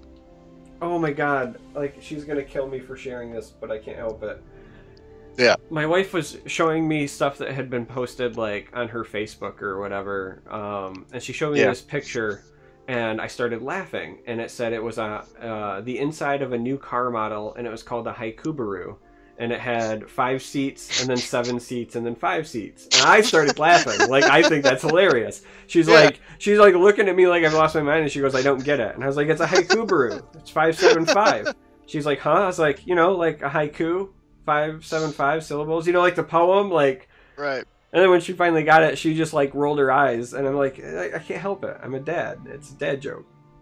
Dude, you know what I just thought about? Do you remember that secret thing that we saw a few months back and then we were told we weren't going to talk about? Yeah? What the fuck happened to that? What do you mean? Is it in something? Did I miss it? Yeah, because you skipped all of the cutscenes and stuff to play your Clockwork City. It's in Clockwork. Hey, is it really? I just don't remember that. Okay. It's one of the things. I mean, I feel like we could talk about it now. Yeah, probably. I just realized all of a sudden, I was like, what the fuck happened to that card? There's some artwork. So Justin and I got something ahead of time, and we were told it was a card we were going to reveal. And then we were like, oh my god, this is broken, and we have so many questions. And because we sent questions back to the developers, they came back to us and they were like, whoops, wrong thing to share with you. Here's what you're actually supposed to reveal. Pretend like you never saw that. Yeah. So we hid the art, the Easter egg. Yeah, so we got permission to hide the art as an Easter egg. So in fact, if you go to, I think it's even on our YouTube for Banish, right? Yeah. The Banish commercial. Yeah. Let me find it real quick. Well, I was gonna see if I can pull it up. It'll like temporarily cover your face, but that's all right, man. It's not a great face. It is a beautiful face. Oh, thanks, buddy. But yeah, we hid the art because we were told, like, all right, well, like, what if we just do this and then we can Easter egg it for later? Yeah. Here we go, Banish. A little disappointed no one's ever said anything about this to us. Well, to be fair, it came up and then. Yeah, and then I forgot about it. Actually, no. Did we put it in the Banish one? I feel like we did. Hold on, let me see. No, because that just goes right in. I think it might have been in our other one. Orc Life Upgrade. Yeah, Orc Life Upgrade. That's what it was. Do you want me to share the link with you? No, I got it. Here we go. But of course I've got to do the wait 5 seconds to skip. Alright, here we go. Yeah, I just got a Twitch drop. Alright, so if I make this full screen, you're going to see it in place of Justin. So this art right here, right? This art we got ahead of time along with a card to show. And then we were like, oh my god, that seems so broken. And then we asked a bunch of questions and they're like, oh, whoops. Like I was almost reassured when they said, hey, that wasn't like for you. Because the card is, if you remember in the Clockwork City like encounter or whatever, there's the one where you're playing through and all shouts are level 3. Like you're playing against the AI and all shouts are level 3. And they are all level 3 because of a support that starts on the board that costs 0. And that's what that art is from. So they sent us like the actual card and then that from the like story mode thing. And so right. So we got it. So like literally the card is a 0 cost unique legend that just says all shouts are level 3. Now, Thum Mastery. Yeah, Thum Mastery. And so like Justin and I were going nuts back and forth like, oh my god, this is broken. Like you can fetch this with Goblin Skulk and then every Drain Vitality is level 3. Like we were going off and we had so many questions. Like does it count for us or us and the opponent?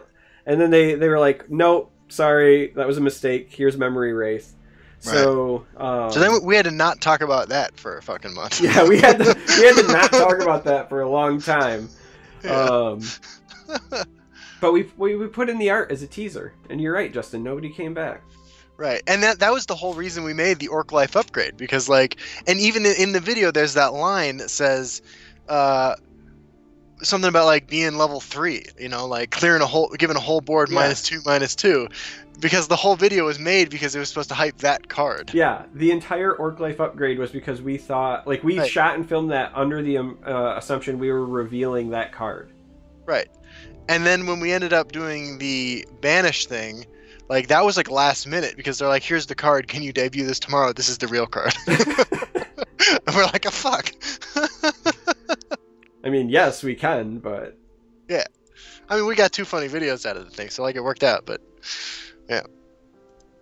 That's how that happened. And then, the other preview card, we got the treasure map card. We weren't even supposed to get until earlier that day, right? Like, we just kept... I don't think we were supposed to get that at all. Well, we just kept bugging AJ. Yeah, we kept bugging AJ, but he had told us several times there wasn't, like, room for one, but then what happened was... it was supposed to be the card that Pete Hines revealed on the podcast. Or on the Bethesda stream, I mean. Right. And then he came to our... Or not to our... he wasn't coming to our podcast yet, I don't think. Or was that on ours? I don't even remember now. But I just remembered Pete was supposed to reveal it. And then he revealed the Titan instead. And So then AJ was like, well, we have a card that freed up because Pete's doing Pete things. I guess that's the benefit of being Pete. And so they gave it to us. Yeah. It's good times. Oh.